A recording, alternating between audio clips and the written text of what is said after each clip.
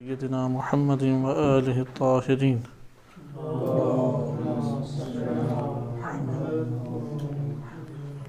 سورہ یونس آیت نمبر 95 اور 96 ارشاد باری تعالی ہوتا ہے وَلَا تَكُونَنَّ مِنَ الَّذِينَ كَذَّبُوا بِآيَاتِ اللَّهِ فَتَكُونَ مِنَ الْخَاسِرِينَ إِنَّ الَّذِينَ حَقَّتْ عَلَيْهِمْ كَلِمَةُ رَبِّكَ لَا يُؤْمِنُونَ۔ اس آیت کریمہ میں ہم خسارے کے عنوان کو پڑھ رہے تھے کہ انسان کی زندگی اگر خسارے سے دوچار ہو تو وہی انسان کے لیے ہلاکت اور مشکلات کا سبب بنتی ہے، اور اگر ایک انسان فلاح کو حاصل کر لے تو وہ جو فلاح انسان کے لیے ہے وہ انسان کے لیے نجات کا سبب بنتی ہے۔ آیت کریمہ میں ہم جس کو موضوع بحث بنائے ہوئے تھے وہ شیطان کو ولی بنانا ہے۔ اس وقت شیطانی جو گروہ ہیں وہ اس پوری دنیا میں حاکم بھی ہیں، اور شیطان وہ دشمن ہے کہ جس کی معرفت قرآن نے ضروری قرار دی ہے۔ یہ خصوصیت کے ساتھ قرآن نے بیان کیا ہے کہ اسے پہچانو، اس سے اگر تھوڑی سی غفلت ہو تو حجت الہی حضرت آدم علیہ السلام وہ انہیں بھی ضرر پہنچا دیتا ہے۔ کم سے کم ہم یہ ضرور کہہ سکتے ہیں کہ اس نے ضرر پہنچایا یا وہ رسائی حاصل کرنے کی کوشش کرتا ہے، اس قدر خطرناک دشمن ہے۔ لہذا اگر اس کی طرف کسی کی توجہ نہ ہو یا کوئی اس کا اہتمام نہ کرے تو ناممکن ہے کہ شیطان سے بچ جائے۔ اب شیطان کون ہے، کیا ہے، صفت ہے، ذات ہے، انسان اور جنوں کے علاوہ بھی ہوتا ہے یا صرف انسان اور جن میں ہوتا ہے؟ انسان میں ہوتا ہے تو اس کا کیا مطلب ہے؟ ممکن ہے کہ ایک وقت ہو ہم میں سے بھی کوئی شیطان رہے پھر ختم ہو جائے، پھر رہے پھر ختم ہو جائے، یعنی نفس سے انسانی شیطان بنتی ہے۔ شیاطین الجن والانس والجن قرآن کی آیت میں بھی وارد ہوا ہے۔ اس وقت جو حالات دنیا میں چلتے آ رہے ہیں، خصوصاً یہ جو کرونا کا مسئلہ ہے، جو ادھر مختلف تحقیقات کی جا رہی ہیں، کیونکہ میڈیکلی طور پہ تو اس کی کوئی ان کو خبر نہیں ہو رہی۔ اس کی بنیادی وجہ یہ ہے کہ یہ مرض جب ایک بندے کو لگتا ہے اور دوسرے کو جاتا ہے، یہ جو ابھی جدید تحقیقات آئی ہیں اس کے مطابق وہ دوسرے کے جو منتقل ہوا پہلے سے جدا ہے، یعنی ہر بندے کے اندر اس کا جدا ایک صورت یا جدا اثر پایا جاتا ہے، اور جو اس سے ایک دفعہ آلودہ ہو جائے وہ دوبارہ اس میں گرفتار ہوتا ہے، یعنی وہ پھر اس کی پوری عمر جان نہیں چھوڑتا، بقیہ کی نسبت اس کے دوبارہ اس مرض کا شکار ہونے کے چانسز بڑھ جاتے ہیں۔ اور یہ اس دنیا یعنی یہ ایسی چیز ہے کہ اس کے علاج کی سب راہیں بند ہیں، جس کی وجہ سے ایک قوی احتمال جو علماء روحانیون کی طرف سے دیا جا رہا ہے وہ یہی ہے کہ اس وقت دنیا میں 2 سے 3 جماعتیں ہیں شیاطین کی، فری میسنز کے علاوہ۔ فری میسنز چھوٹی جماعتیں ہیں جو ان کے اوپر بھی ہیڈ ہیں کہ بعض علماء ہیں جیسے استاد مہدی طائب، ان کے اسی موضوع کے اوپر دروس آ رہے ہیں۔ یہ گزارش بھی آپ دوستوں سے ہوگی کہ ان کے دروس کو ضرور سنیں، کیونکہ وہ اسی جو سب سے بڑی اور اصل ہیڈ جماعت ہے، وہ یقیناً جو ہیڈ ہوتے ہیں وہ قلیل ہی ہوتے ہیں لیکن وہ سب کے اوپر حاکم ہوتے ہیں، اس کا ایک خاص نام ہے، اس کے متعلق ان کے دروس ہیں، اور اس کی علامات، اس کی شناخت، اس کے بارے میں سارے کے سارے اثرات کہا جا رہا ہے کہ یہ ان کی طرف سے ایک ہے، اور خصوصی شیاطین اس سے محفوظ ہیں، باقی گرفتار ہوتے چلے جائیں گے، فرق نہیں پڑتا یہودی یا عیسائی ہیں، مسلمان ہیں یا کوئی اور ہے، لیکن جو اس جماعت کے ہمراہ ہیں، اس جماعت کا حصہ ہیں، وہ اس سے محفوظ رہیں گے، اور یہ ان کی طرف سے ایک نوع حملہ ہے۔ اور اس کا جو اجتناب کا طریقہ اس میں بھی کسی میڈیسن سے زیادہ دعا کا اثر ہے، کسی بھی میڈیسن سے زیادہ اللہ سبحانہ و تعالیٰ کی بارگاہ میں دعا، اور دعا بھی اجتماعی دعاؤں کی بہت برکات ہیں، یعنی ایک بندے کی دعا اس کا اثر نہیں روک سکتی۔ یہ تو دیکھنے میں بھی آیا ہے، حتیٰ کہ جو استاد تبریزیان ہیں کہ ہم ان سے پڑھا کرتے تھے تو انہوں نے خود یہ واقعہ سنایا کہ انگلینڈ کا ایک میڈیکل کا ہیڈ آیا ان کے پاس، تو وہ سمجھ رہے تھے کہ شاید جو میں نے طب کے نظریات پیش کیے ہیں اس کی شہرت کی وجہ سے آیا، تو وہ اس کی وجہ سے نہیں آیا تھا۔ اس نے آ کے یہ سوال کیا کہ ہمیں بس ایک چیز پہ تعجب ہے کہ جو خطرناک سے خطرناک ترین مرض ہوتا ہے وہ یہ مسلمان دعا کرتے ہیں تو ختم ہو جاتا ہے۔ یعنی اس طرح کے واقعات بہت سارے ہیں، ہمیشہ ایسا نہیں ہوتا، لیکن ایسے واقعات ہیں کہ لا علاج تھا وہ، لیکن دعاؤں کی برکتوں سے وہ ٹھیک ہو گیا۔ تو یہ دعا کیا چیز ہے؟ انہوں نے تو اپنے اس طریقے علاج میں جو سیکوینس رکھا ہے اس میں دعا کو خصوصی طور پہ وہ مقام دیا ہے۔ یعنی بعض ایسے امراض تھے کہ ائمہ علیہ السلام نے اس مرض کے بھگانے کے لیے دوا کا تذکرہ نہیں کیا، دعا کا تذکرہ کیا ہے۔ تو یہ جو دعا ہے اللہ کی بارگاہ میں اور اللہ سے ربط قائم کرتی ہے، اور وہ ایک روحانی ماحول کو وجود دیتی ہے ایک جہان میں یا اس ماحول میں، وہ اس کے ساتھ ٹکراتا ہے۔ اور ان روحانیون طب اسلامی والے اور بعض دیگر اطباء ہیں، ان کا کہنا ہے کہ ہم نے یہ لیبارٹری میں چیک بھی کیا ہے۔ بہرحال اب یہ ان کا کہنا ہے کہ اس کے مصدقہ کتنا ہے اس کا علم نہیں ہے، لیکن ان کے قول کو نقل کیا جا رہا ہے کہ ہم نے اس کو ٹیسٹ کیا ہے لیبارٹری میں چند مرتبہ۔ جب صحیفہ کاملہ کی وہ دعا جو رہبر معظم نے بیان کی تھی، یا دعا نمبر 120 ہے، یہ دعا پڑھی جاتی ہے تو اس کی نشو و نما رک جاتی ہے، اس وائرس کی نشو و نما آگے نہیں ہوتی، بھاگتا نہیں ہے، ختم نہیں ہوتا، لیکن نشو و نما رک جاتی ہے۔ اور اس وجہ سے اس دعا کے روحانی اثرات زیادہ ہیں۔ یعنی اگر روحانی طور پہ، اجتماعی طور پہ یہاں پہ دعائیں منعقد ہو سکیں، کیونکہ اس نے آ کے دروازہ اجتماعی دنیا کا بند کیا ہے، اور اجتماعی دنیا کا بند کرنے کی وجہ سے قوت ایک جو معاشرے میں جنم لیتی ہے وہ ختم ہوتی ہے، اس لیے اس کا ایک دفاع جو ہے وہ بھی مشکل ہو گیا۔ خلاصہ کلام کہ شیطان کو پہچاننا آج کے دور میں بہت ضروری ہو گیا ہے۔ وہ روپ دھار کے آتا ہے، عابد سے ٹکرانے کے لیے عابد کی شکل میں آئے گا، فاسق کی شکل میں نہیں آئے گا۔ وہ اگر کسی مالدار کے پاس آنا چاہتا ہے تو حرص اور بخل کی شکل میں آئے گا، اگر اہل علم کے پاس آنا چاہتا ہے تو اہل علم بن کر آئے گا۔ طرح طرح کے روپ دھار کے وہ آتا ہے، ایک روپ میں شیطان نہیں آتا۔ لہذا یہاں پہ شیطان کو ولی بنانا یا ولایت شیطان، شیطان حتماً و حتماً جو چاہتا ہے وہ ولایت الہی سے یا اس نظام ولایت سے انسان کو باہر نکالنا چاہتا ہے۔ اگر انسان گناہ کرتا ہے اور ولایت الہی سے اس کا تعلق کمزور ہوتا ہے لیکن ٹوٹتا نہیں ہے، تب تک وہ ولایت شیطان کے حوالے نہیں ہوتا۔ اس لیے یہ ٹاپک یہاں پہ آج ہمارے پھر موضوع بحث بن جاتا ہے، وہ کون سے اعمال ہیں جو ولایت شیطان میں انسان کو لے جاتے ہیں، کیونکہ شیطان کے پاس وسوسے اور اعمال کی انجام دہی کے علاوہ کوئی طریقہ کار نہیں ہے کہ وہ نظام الہی سے انسان کو کاٹ کے وہ ولایت شیطان میں اسے داخل کر دے۔ اور وہ اعمال بعض روایات نے ذکر کی ہیں، حدیث قدسی میں آئے، حضرت موسیٰ کلیم اللہ ہیں، ان کے پاس شیطان ایک دن آیا اور آ کے سلام کیا، اور جناب موسیٰ کلیم اللہ نے پوچھا کہ تو کون ہے؟ اس نے کہا کہ میں ابلیس یا شیطان ہوں۔ تو پوچھا کیسے تو لوگوں کو بہکاتا ہے؟ تو اس نے پہلا جو عنوان ذکر کیا روایت میں وہ یہ تھا خود پسندی، یعنی اسے اپنی چیزیں اچھی لگتی ہیں۔ یہ تو ہم پہلے ایک طویل ٹاپک پڑھ چکے ہیں، عجب کئی بیماریوں کا آگے مرض لگتا ہے۔ مطلب اسے اپنا آپ بہت اچھا لگے گا، اپنی بات اچھی لگے گی، اپنا مشورہ، اپنی دلیل، اپنی سوچ وہ بہت اچھی لگے گی۔ وہ کہے گا جو میں کہہ رہا ہوں وہ ٹھیک کہہ رہا ہوں، مجھے اسی طرح لگتا ہے، میری پسند یہی ہے۔ اسے کہتے ہیں عجب کا شکار ہوگا وہ۔ اس کے بعد پھر تکبر کی بات آئی، وہی حسد کی بات، حرص کی بات، وہ جو آیات کریمہ میں بار بار جن کا تذکرہ آتا ہے۔ بہرحال قرآن کریم نے اعمال کا تذکرہ کیا ہے۔ یہ اعمال انسان کے انسان یا شیطان بننے کے اوپر سبب بنتے ہیں۔ اگر یہ اعمال جنم نہ لیں تو کوئی بھی انسان شیطان نہیں بنے گا۔ اور یہ اعمال جس وجہ سے وجود میں آتے ہیں وہی باطنی وجہ ہے، باطنی خسارہ ہے۔ باطنی خسارہ سبب بنتا ہے ظاہری بدعمالیوں کا۔ اس لیے ہمارے پاس بعض روایات ہیں کہ جس میں شیطان کے طریقہ کار اور شیطان کے اعمال کو تذکرہ کیا گیا ہے، کہ انشاءاللہ یہ آگے قرآن کریم کی آیت آئے گی تو اس میں ہم شیطان کا وسیع تعارف پڑھیں گے۔ قرآن کریم میں تقریباً 90 کے قریب آیات ہیں جو ابلیس اور شیطان، ابلیس لفظ 11 مرتبہ آیا ہے۔ صرف 2 جگہ ایسی ہیں قرآن کریم میں جہاں پہ ابلیس آدم علیہ السلام کے واقعے کے علاوہ آیا ہے۔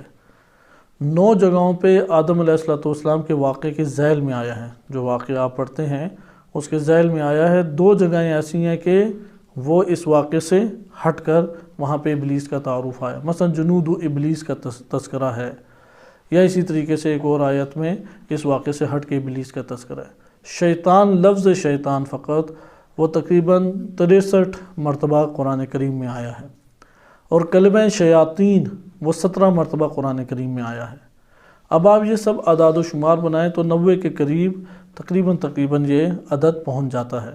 اس کا یہ مطلب ہے کہ قرآن نے شیطان کا وسیع تعارف کرایا ہے، کوئی چھوٹا تعارف نہیں کرایا، اس کے ہلاکتوں کو بیان کیا ہے، طریقہ اغوا کو بیان کیا ہے، اعمال بیان کیے ہیں، شیطان چاہتا کیا ہے وہ بیان کیا ہے۔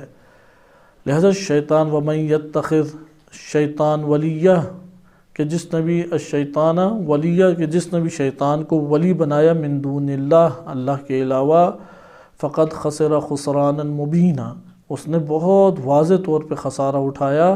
اس ولی بنانے سے کیا مراد ہے؟ کیونکہ عملاً تو کوئی نہیں کہتا مجھے شیطان بڑا اچھا لگتا ہے، اور شیطانی جو گروہ ہیں وہ گروہ در گروہ ہیں، یعنی اس کی ولایت کا ایک نظام ہے، اور اس نظام کے افراد اپنے طور طریقوں سے پہچانے جاتے ہیں۔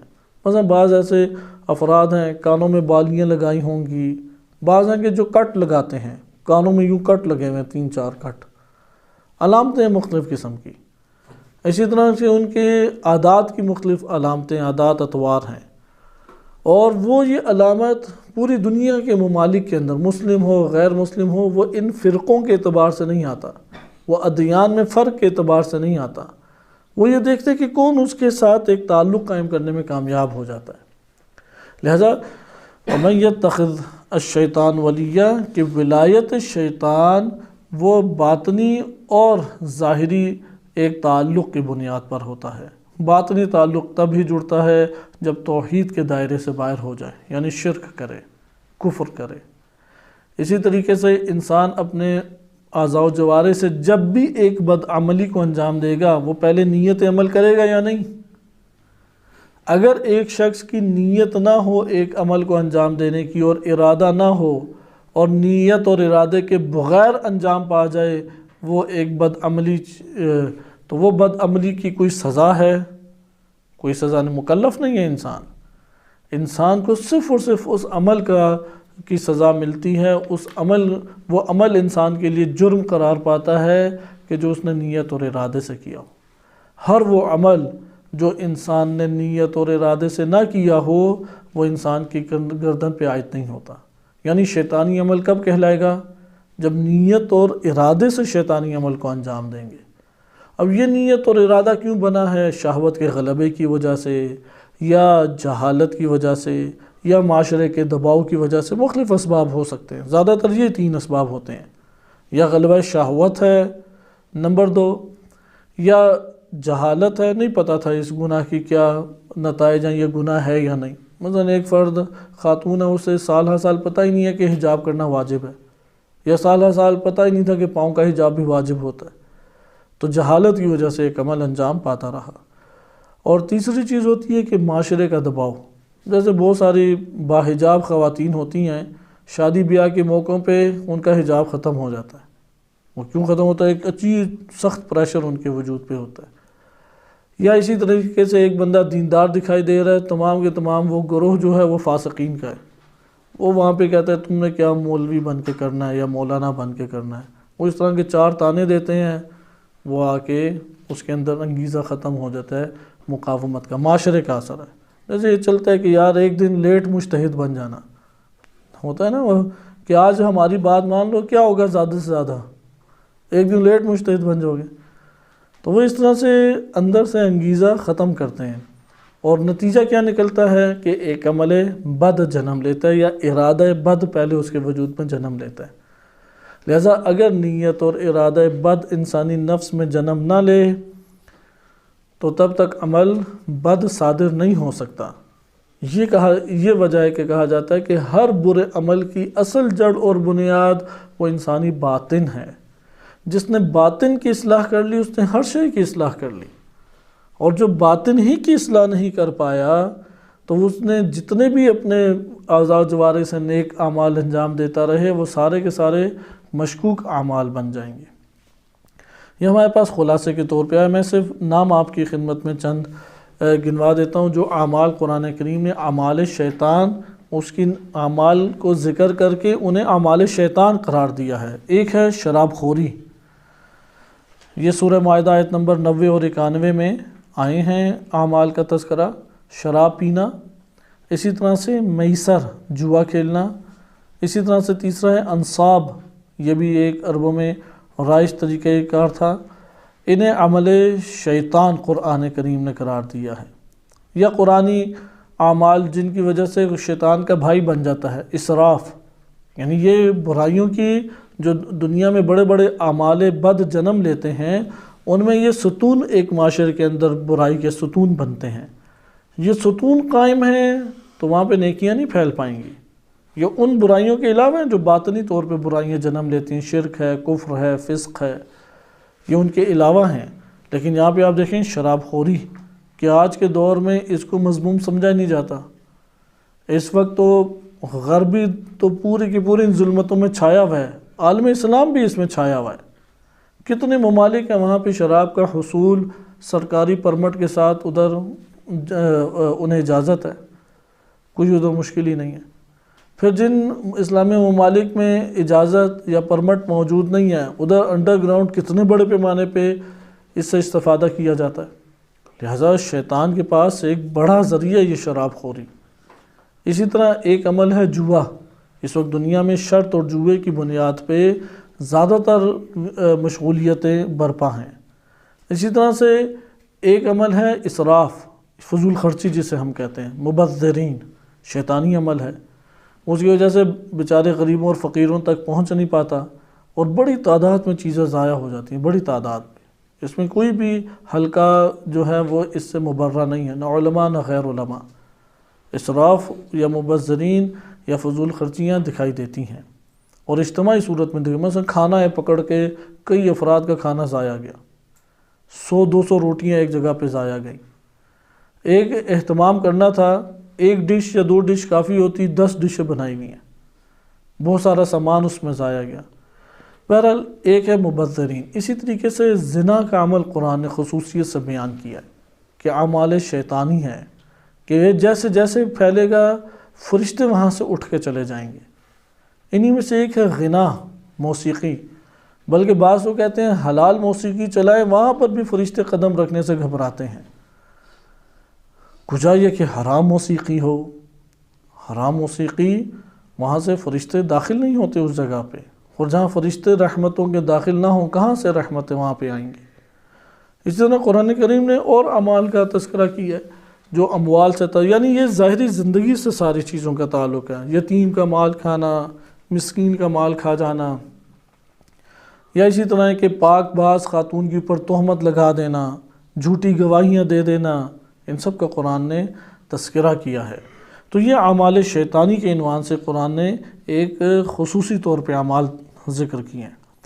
اسی ضمن میں ہم آخری چیز پڑھیں، شیطان کا طریقہ کار کیا ہے، ٹھیک ہے، کیونکہ ہم اب بہت تفصیل میں نہیں جا سکتے۔ آج اس آیت کے اختتامی حصے کو ہم ملاحظہ کر رہے ہیں تاکہ ہم آئندہ کے دروس میں دیگر آیات میں ہم انشاءاللہ قدم رکھیں۔ اس لیے اجمالی طور پہ جو شیطان اور اس کی ولایت کا تذکرہ ہوا، اور اس میں ہم نے دیکھا کہ وہ چاہتا کیا ہے، یعنی اصل اہداف اس کی وہی حاکمیت ہے، اتباع ہے اور اطاعت ہے، جو کہ حاصل نہیں ہو سکتی جب تک گمراہ نہ کرے۔ اب ہم آ جائیں کہ وہ جب گمراہ کرتا ہے تو کون سے اعمال معاشرے میں صادر ہوتے ہیں، اور بہت بڑی ایک تعداد ہے، لیکن قرآن کریم نے ان اعمال کا تذکرہ کیا جس سے معاشرے تمام کے تمام برباد ہو کے رہ جاتے ہیں، فاسد ہو کے رہ جاتے ہیں۔ ان اعمال کا تذکرہ کیا، مثلا بے گناہ بندے کو قتل کرنا۔ قرآن نے کہا ہے کہ جس نے ایک مومن کو قتل کیا بے گناہ، وہ کبھی جنت میں نہیں جائے گا۔ واحد ایک گناہ پورے قرآن کریم نے کہ اگر وہ اقرار بھی توحید کا کرتا ہے اور اس نے انجام دیا ہے تو اس کے لیے خالدین کا یا خالد کا لفظ آیا ہے، خلود کا لفظ آیا جہنم میں، اور وہ ہے کہ بے گناہ مومن کو قتل کرنا، جس کی نفس اور جان محترم تھا اس کو قتل کر دینا۔ قرآن نے اس کے ٹھکانہ کیا جہنم قرار دیا۔ اس طرح انبیاء اور حجج الہیہ کو قتل کرنا، بار بار قرآن نے اس کی شدید مذمت کی، اور لوگ یہ عمل کرتے تھے۔ ناپ تول میں کمی بیشی کرنا، ناپ تول میں یا ضرورت کی چیزیں، وَيَمْنَعُونَ الْمَاعُونَ، چھوٹی چھوٹی چیزیں نہیں دیتے. مثلا ادھر قلم کسی نے مانگا، وہ کہے گا اپنا لے کے آؤ. کوئی کھانے کی پینے کی چیز مانگ لی، وہ کہے گا کہ تم اپنی لے کے آؤ. چھوٹی چھوٹی چیزیں دینے سے گھبراتے ہیں. غریب اور مسکین کے اوپر پیسہ نہ خرچ کرنا، یہ بدعمالیوں کی ایک فہرست بنتی ہے. یعنی یہ موضوع اگر کوئی برادر تیار کرے، بہت دلچسپ موضوع ہے کہ قرآن نے کن بدعمالیوں کا تذکرہ کیا ہے. وہ اعمال سیئہ جن کا تذکرہ آیات کریمہ میں موجود ہے. صرف ان کے آپ عناوین لکھ لیں، کیونکہ یہی ایک معاشرے میں اصل ظلمتوں کا سبب بنتے ہیں. گناہ صغیرہ بھی ہیں، کبیرہ بھی ہیں. یقیناً صغیرہ مقابلہ نہیں کر سکتے، ان میں جرت اور مقابلہ کرنے کی سکت موجود نہیں ہے صغیرہ میں. یعنی یہ وہ وائرس ہے کہ جو دب جاتا ہے، علاج ہے. لیکن ایک دفعہ ہے کبیرہ، وہ جو گناہ کبیرہ ہے وہ برباد کرتا چلا جاتا ہے ایک معاشرے کو. یہ ہمارے پاس اعمال کے اعتبار سے، یعنی صرف اشارہ کرنا مقصود تھا کہ آپ اعمال کو خود ملاحظہ کریں. قرآن نے جن اعمال کا تعارف کرایا وہ انتہائی خطرناک اور انتہائی بد اعمال ہیں. بعض کو تو رجس کا، یہ بھی بڑی تعجب کی چیز ہے. صرف 2 ایسے گناہ ہیں پورے قرآن کریم میں، 2 گناہ، 2 بدعمالیاں کہ جن کو قرآن کریم نے نجاست اور رجس کہا ہے، گندگی کا ڈھیر کہا ہے. ایک ہے شرک، انما المشرکون نجس، سورہ توبہ میں، اور دوسرا بھی سورہ توبہ کی آخری آیات میں ہے، منافقین کے بارے میں ہے کہ منافقین کیا ہیں، وہ گندگی کا ڈھیر ہیں. رجس یا رجس، ان کے لیے کلمہ رجس استعمال قرآن کریم نے کیا ہے. لہذا آپ اس طور پہ اگر ایک فہرست بنائیں، اس سے آپ کو پتہ لگ جائے گا کہ اگر کوئی شخص شیطان بنے تو وہ کیا کام کرے گا، اس سے کون سے اعمال صادر ہونے چاہیے. اگر اس سے ایک عمل صادر ہو رہا ہے، فوراً ایک عمل صادر ہو تو وہ کاملاً ولایت شیطان میں نہیں آتا، ولایت الہی سے اس کا تعلق ضعیف ہوتا ہے. اب وہ جو ضعیف تعلق ہے وہ بھی شیطان توڑنا چاہتا ہے، لہذا اسے مایوس کرے گا، نا امید کرے گا. مایوسی اور نا امیدی وہ آخری تعلق ہے کہ جو ٹوٹ کے رہ جاتا ہے. ہوتا ہے نا کہ ایک پتا لٹک رہا ہوتا ہے تو ایک چھوٹی سی ڈور سی ہے یا ایک چھوٹا سی لیئر سی ہے کہ جو درخت سے پتے کو جوڑے ہوئے ہے. اگر وہ لیئر ٹوٹ جائے تو پتا جو ہے وہ اس درخت سے ٹوٹ کے رہ جائے گا. انسانی وجود میں حتیٰ کہ بعض اوقات وہ شرک بھی کر لیتا ہے تو ایک اندر ڈوری ہے، ایک تعلق ہے جو اپنے خالق کے ساتھ اس کا قائم رہ جاتا ہے، اور اس کو کہتے ہیں امید اور رجا. اس لیے قرآن نے ذکر کیا ہے کہ تم دیکھو کہ طوفانوں میں جب کشتی پھنس جاتی ہے اور یہ کافرین جو ہیں انہیں زندگی کی کوئی بھی امید دکھائی نہیں دیتی تو دل میں ایک آس ہوتی ہے کہ شاید وہ بچانے والا بچا لے. وہ جو دل میں بچانے والے کے ساتھ ایک آس قائم ہے، یہ وہی توحید کی امید اور آس ہے. شیطان اس امید کو کاٹنا چاہتا ہے اصل میں آ کے. مثلا ابلیس لفظ یہ عربی میں لفظ آیا ہے، یہ بلاسا سے ہے. اس کے حروف اصلی کیا ہیں؟ بے لام سین. ثلاثی مجرد میں اگر جائیں تو یہ بے لام سین ہے، اور اسے باب افعال سے ابلسا یبلس و ابلاس، ابلاس سے ابلیس بنا ہے. ابلیس کس سے بنا ہے؟ ابلاس. ابلاس کہتے ہیں نا امید ہونے کو، سخت مایوس اور نا امید ہونے کو کیا کہتے ہیں؟ بلس، ابلاس. ابلیس کو ابلیس کہنے کی اصل وجہ یہ ہے کہ جب اس نے اللہ کی نافرمانی کی تو وہ نا امید اللہ سے ہو گیا، مایوس ہو گیا. لہٰذا وہ سب سے بڑا جو انسان کے ساتھ ظلم کرتا ہے وہ اللہ سے نا امید ہونا ہے، مایوس کرنا ہے. جس دن کوئی شخص اللہ سے مایوس ہو جاتا ہے اور نا امید ہو جاتا ہے، تب جا کے ولایت الہی سے اس کا اللہ تعالیٰ کی ولایت سے تعلق ختم ہو جاتا ہے، اور وہ کاملاً 100% شیطان کے گروہ میں جا کے گر جاتا ہے. جس کے دل میں اللہ سے امید بندی رہے، گناہوں پہ گناہ کرتا رہے، اللہ سے امید بندی رہے، اس کا تعلق تو ولایت الہی سے کٹتا چلا جائے گا، ضعیف سے ضعیف تر ہوتا چلا جائے گا، لیکن ٹوٹے گا نہیں. لیکن جس نے اپنے دل میں امید ہی توڑ دی، وہ تو پھر اللہ تعالیٰ کے ولایت سے باہر ولایت شیطان میں قدم رکھ دے گا.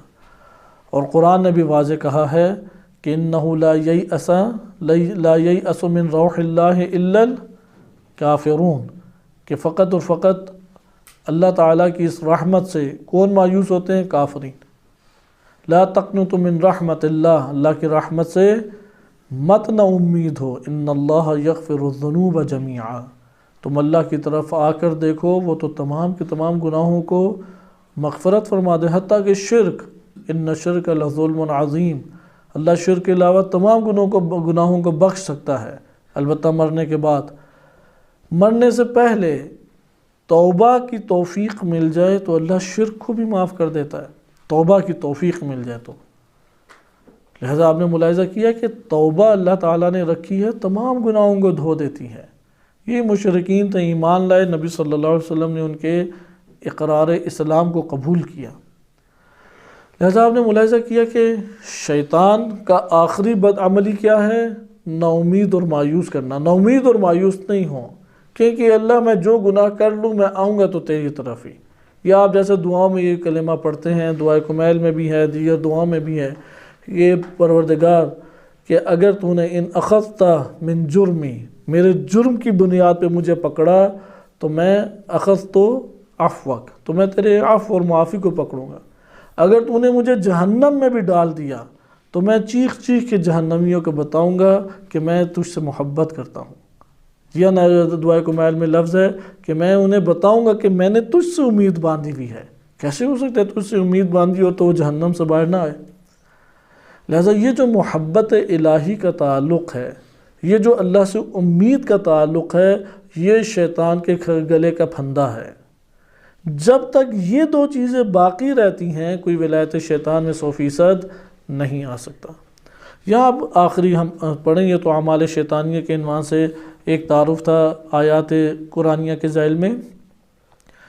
طریقہ کار کیا شیطان کا، کیسے گرفتار کرتا ہے، کیونکہ طریقہ کار اگر پتہ لگ جائے تو انسان یا بیدار رہتا ہے، ہوشیار رہتا ہے، اور یا اجتناب کرتا ہے، یعنی ان جگہوں پہ جائے گا تو ہوشیار ہو کے جائے گا جہاں سے اس طریقہ کار کا پتہ لگ جائے، جہاں پہ یہ طریقے اختیار کیے جا رہے ہیں، ہوشیار رہے گا۔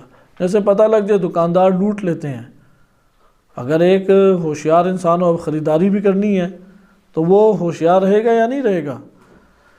اسی طریقے سے یا ادھر جانے سے اجتناب کرے گا، ان دکانداروں کے پاس جائے گا نہیں کہ جن سے یہ ڈر ہو کہ وہ لوٹ لیں گے۔ اور اگر وہ غافل ہو تو پھر قصوروار اپنے آپ کو قرار دیتا ہے، دوسرا تو مجرم بنتا ہے، لیکن یہ غفلت کی وجہ سے شکار ہو گیا تو خود ہی اس کا قصور ہے۔ آئے اب ہم دیکھیں کہ قرآن کریم نے کیا طریقے بیان کیے۔ قرآن نے 4 طریقے بیان کیے ہیں، ہمارے پاس قرآن کریم میں 4 طریقے وارد ہوئے ہیں، اور بھی ہو سکتے ہیں، یہ سرسری مطالعہ قرآن کریم کی آیات کا 4 طریقہ کار ہیں جن سے شیطان آ کے انسان کو اکساتا ہے، یا شیطان آ کے اغوا کر لیتا ہے، یا اعمال صادر کرانے میں کامیاب ہو جاتا ہے۔ ان 4 چیزوں سے بچ جائے تو شیطان سے ہمیشہ کے لیے محفوظ ہو جائے گا۔ پہلی چیز ہے زینت، زینت دنیا۔ پہلی چیز زینت دنیا، جیسے ہم کہتے ہیں یار آج تو کھانے کا خوب مزہ آیا، آج جو پھرنے کا مزہ آیا کبھی اس طرح کا مزہ نہیں آیا، دل چاہتا چیخے چلائے، زینت دنیا سے خوشی میں وہ ڈوب جانا چاہتا ہے۔ قرآن نے سختی سے منع کیا ہے اس طرح کی خوشی کی کہ جو شیطانی خوشی ہو، کہ اللہ تعالیٰ محبت ان افراد سے نہیں کرتا کہ جو اس طرح کی خوشیوں میں مبتلا ہوتے ہیں۔ خوش ہونا کوئی عیب نہیں رکھتا، جو ان کے پاس انسان کے پاس ہے اس میں خوش ہونا چاہیے، لیکن ایک خوشی ہے جو حدود سے باہر ہوتی ہے۔ بہرحال زینت کا جن آیات میں تذکرہ ہے، ایک سورہ نساء آیت نمبر 14، سورہ آل عمران آیت نمبر 14 ہے، اور سورہ انعام آیت نمبر 44 ہے۔ ان 2 آیتوں کو آپ خود دیکھیں، اس میں وہ جو زینتیں ہیں جن کی خوبصورتی کھینچتی ہے، زُيِّنَ لِلنَّاسِ حُبُّ الشَّهَوَاتِ مِنَ النِّسَاءِ، کہ سورہ آل عمران آیت نمبر 14 کا آغاز یہی ہے۔ علامہ طباطبائی رحمۃ اللہ علیہ نے فرمایا کہ ادھر زُيِّنَ لِلنَّاسِ میں ہوا ضمیر جو لوٹ رہی ہے وہ شیطان کی طرف ہے، کیونکہ ایک زینت اللہ نے دنیا کو بنایا ہے، ایک زینت ہے جو دنیا کی زینتیں شیطان آنکھوں میں اجاگر کرتا ہے زینتوں کو۔ ان میں سے پہلی چیز کہ حب الشہوات من النساء والبنین، خواتین کی اور بچوں کی، اولاد کی، ان کی شہوتوں کو بڑا خوبصورت کر کے بنا دیتا ہے، اور انہی کی خوبصورتی میں وہ شیطانی اعمال کرواتا ہے۔ النساء حوائل الشیطان، شیطان کی رسیاں قرار دیا گیا خواتین کو، گردن میں ڈالتا ہے جیسا کتے کو پٹا ڈال کے کھینچتے ہیں، شیطان اس طرح بندوں کو کھینچ کے لے جاتا ہے۔ لہذا اس میں پھر بقیہ ہے، سونا چاندی جمع کرنا ہے، اچھی سواری کے پیچھے پڑے رہنا ہے، یہی جو انسان کھیتی باڑی اور باغات وغیرہ فصلیں لگاتا ہے ان کا اہتمام کرنا، ان سب چیزوں کو زینت دنیا قرار دیا، شیطان انہی کے ذریعے سے کھینچتا ہے۔ یا اسی طرح سورہ انعام آیت نمبر 44 ہے۔ دوسری چیز، بس پہلی چیز زینت ہے، اس کا تذکرہ بار بار قرآن کریم نے تذکرہ اس کا خصوصیت سے کیا ہے، اور یہ ہم اپنی عملی زندگی میں بھی دیکھتے ہیں، جتنے فسادات کی جڑ ہے وہ یہی زینت دنیا ہے، یہی حب الدنیا ہے۔ حب الدنیا جو ہے وہ تمام کے تمام بلیات اور آفات کی جڑ ہے، اور حب الدنیا وہ زینت دنیا کی وجہ سے آتی ہے۔ دوسرا سبب ہے خوف، وہ اپنے اولیاء کو خوف دلاتا ہے۔ سورہ آل عمران آیت نمبر 175 ہے، 175، ڈرائے گا انہیں، خوف زیادہ کرتا ہے، تم یہ نہیں کرو گے تو دیکھو مارے جاؤ گے، یہ نہیں کرو گے فقیر ہو جاؤ گے۔ اسے قرآن نے بیان بھی کیا کہ شیطان کیا دلاسے دیتا ہے، تم فقیر ہو کے مر جاؤ گے، ابھی پیسے خرچ کیے تو اپنا اہتمام کیسے کرو گے، ابھی تم نے مثلا یہ شہوات ہیں، ان کے خوف اصل میں دلاتا ہے کہ تمہارے ہاتھوں سے نکل جائیں گی ساری کی ساری چیزیں۔ بہرحال ابھی اس کی تشریح میں نہیں جاتے۔ اولیاء اور اپنے دوستوں یاروں کو کیا کرتا ہے؟ خوف دلاتا ہے۔ خوف شیطان کا طریقہ کار ہے، وہ ڈر کی وجہ سے یہ کام کرتے ہیں، اور ایسے اعمال دنیا میں بہت سارے ہیں۔ مثال کے طور پہ یہ تو بعض آپ نے فلموں میں بھی انہوں نے دکھائے، حضرت یوسف علیہ السلام کی، وہ جو 2 قیدی تھے، بادشاہ کو انہوں نے مارنے کی کوشش کی، تو خواب کی تعبیر جناب یوسف علیہ السلام نے بتائی، تو اس نے دربار میں کھڑے ہو کے کاہنوں کو بچا دیا، جھوٹی گواہی دے کے، جبکہ سب کو پتہ ہے لیکن جھوٹی گواہی دی، بعد میں پھانسی چڑھ گیا وہ بندہ، لیکن کیسے کاہنوں کو بچایا؟ کہا کہ نہیں انہوں نے خود نہیں کیا تھا، انہوں نے کچھ نہیں کہا، میں نے خود ہی اسے زہر دیا بادشاہ کو۔ تو جب وہ فیصلہ ہو گیا، ختم ہو گیا، کاہن چلے گئے، تو پھر کہا کہ کیوں تم نے اپنے آپ کو یہ کیا؟ انہوں نے کہا کہ مجھے ڈر تھا کہ یہ میرے پورے خانوادے کو قتل کریں گے۔ پاکستان میں بھی عدالتوں میں یہی مسئلہ ہے، جج مجبور ہوتا ہے، اس نے صحیح فیصلہ کیا، قتل ہوگا، وہ مارا جائے گا۔ یا جو شیعہ سنی کے مسائل ہوتے ہیں، سپہ صحابہ پکڑ کے شیعہ وکیل کو قتل کر دیتی ہے۔ اس طرح کے مسائل در مسائل ہیں کہ خوف دلایا جاتا ہے، جب خوف میں آ جاتا ہے غلط قدم اٹھاتا ہے۔ خوف میں آئے مذہب کا دفاع نہ کرے، مجھے بتائیں مذہب باقی رہے گا؟ اگر خوف دلایا جائے ملک کی حدود کی حفاظت نہ کی جائے، اس ملک میں قبضہ ہو جائے گا۔ خوف دلا کے شیطان یہ کام کراتا ہے، دیکھو تم یہ کرو گے تو فلاں رہ جائے گا۔ ابھی ہمارے معاشرے میں کتنی ہی ایسی انتہائی بھیانک اور بدترین رسومات ہیں جو خوف کی وجہ سے انجام دی جاتی ہیں۔ چھوٹے چھوٹے مسائل ہیں، خوف کی وجہ سے وہ خوف میں گھرے میں ہیں اور ان مسائل کو انجام نہیں دے پاتے۔ مثلا یہ شادیوں کے مسائل ہیں، یہ رسومات جو وفات کی ہیں کہ اگر میں نے یہ رسم برپا نہ کی تو مجھے ڈر ہے کہ یہ سارے کے سارے مجھے تہمتیں لگائیں گے، تانے دیں گے، اور میں اس پورے معاشرے کے تانے کیسے سنوں؟ وہ ایک غلط رسم کو انجام دیتا ہے۔ لہذا خوف ایک سبب بنتا ہے، حتیٰ کہ بہت ساری ایسی خواتین جو بے حجاب شادیوں کے مورد میں ہو جاتی ہیں، انہیں خوف ہوتا ہے، انہیں برے جملات سننے کو ملیں گے، تانے سننے کو ملیں گے۔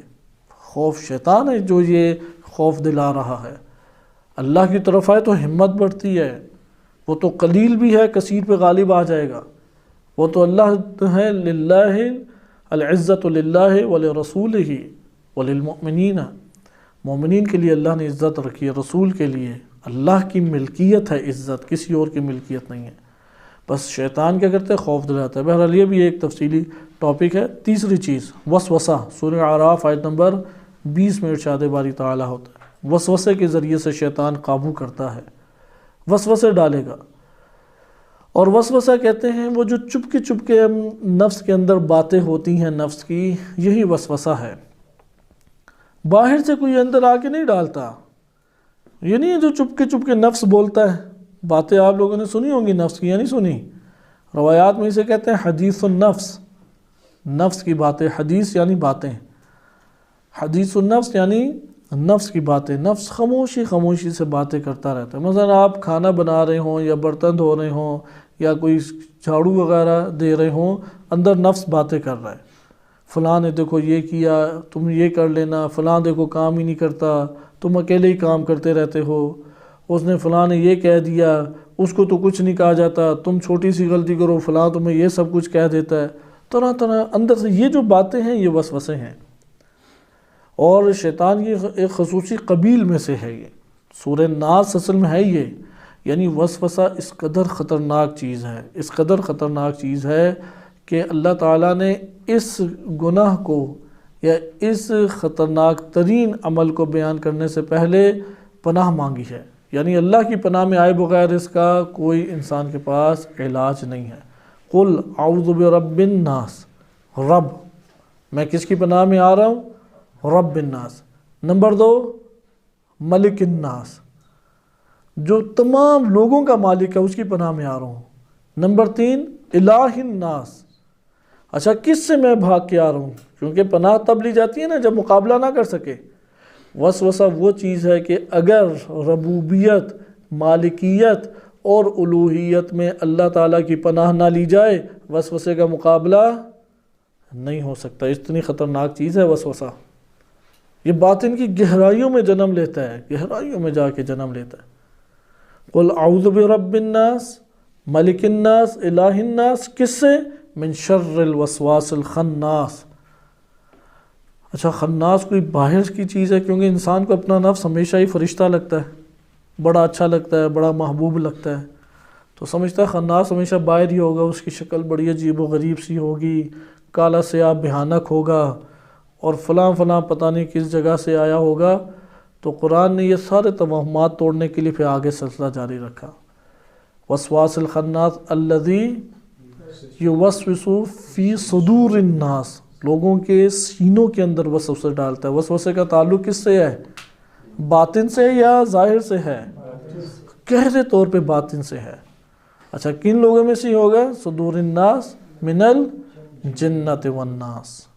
کوئی تیسری مخلوق تلاش نہ کرو، انہی میں ہے یہ۔ خناس کہاں پہ ہے؟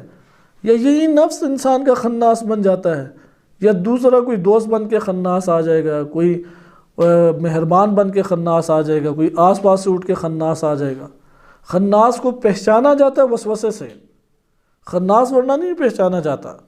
اگر نفس کے اندر وسوسے اٹھ رہے ہوں تو کہیں کہ خناس تو خاموش ہو کے بیٹھ جا۔ لیکن خناس کا مقابلہ انسان کیسے کرنا چاہتا ہے؟ وہ ایسے اعمال سے بچنا چاہتا ہے جن میں وسوسے کا شکار ہو رہا ہے۔ لیکن قرآن کیا کہہ رہا ہے؟ کیا علاج ہے اس کا؟ سورۃ الناس میں کیا علاج بیان کیا گیا ہے؟ پناہ لے۔ کس کے سامنے؟ ربوبیت کی جہت سے پناہ لے، یعنی تیری تدبیر نہ یہ وسوسہ کر پائے، تدبیر تیرا رب کر رہا ہو۔ مالکیت کی جہت سے تو پناہ لے، یہ نہ ہو کہ اپنے آپ کو کسی اور کی ملکیت میں دے دے، تو اپنے مالک اللہ کو قرار دے۔ الوہیت کی جہت سے کہ تو عبادت کسی اور کی نہ شروع کر دے، حلال حرام میں ڈٹ جا، اطاعت الہی میں ڈٹ جا، اللہ کو معبود قرار دے دے۔ یہ 3 چیزیں ہیں وسوسے سے نجات کی، وإلا نجات نہیں ملتی۔ وسوسے سے انسان کو نہیں مل سکتی نجات، کیونکہ اس کا تعلق سینے کی گہرائیوں میں ہے، قلب انسانی کے ساتھ تعلق اس کا قائم ہونا شروع ہو جاتا ہے۔ اور اس وسوسے سے بچاؤ کا طریقہ کار کیا نفس کے اندر ربوبیت الہی کے دائرے میں، کہ رب تو میرا رب ہے، میں مربوب ہوں، تو نے میری تدبیر کرنی ہے، میں نے تھوڑی اپنے مستقبل کا سوچنا ہے، میں نے کیا کرنا ہے، کیا رہنا ہے، کہاں پہ کون کون سے اعمال انجام دے رہے ہیں، تو میری تدبیر کر۔ پھر مالکیت کہ اللہ میں تیرا مالک ہوں، میں تو عبد ہوں، کوئی چیز میری اپنی ہے ہی نہیں، تو میں کیسے استعمال کر سکتا ہوں تیری اجازت کے بغیر؟ یہ آنکھ، یہ کان، یہ ہاتھ، پاؤں سب تیری ملکیت ہے، میں تو کوئی رکھتا ہی نہیں ہوں حق کہ میں انہیں اپنی مرضی سے استعمال کروں۔ تیسری چیز کیا ہے؟ عبودیت، معبود اللہ تیری ذات ہے، میں تو عبد ہوں، فقط میں عابد ہو کے سر تسلیم خم کر سکتا ہوں، اس کے علاوہ کوئی حیثیت نہیں۔ یہ 3 چیزیں آپ کو وسوسے سے نجات دے دیں گی۔ اور آخری چیز ہے وہ ہے نزغن۔ سورہ اعراف آیت نمبر 200 میں نزغن کا ایک تذکرہ قرآن کریم نے ذکر کیا ہے کہ انشاءاللہ تعالی اس کو ہم کسی اور مورد میں ملاحظہ کریں گے۔ یہ 4 سرسری نگاہ میں ہمارے سامنے طریقہ کار آتے ہیں کہ جو قرآن نے ذکر کیے ہیں، اور ان کے ذریعے سے شیطان رسائی حاصل کرتا ہے بندگان الہی کے اوپر۔ وصلی اللہ علی سیدنا محمد و آلہ الطاہرین۔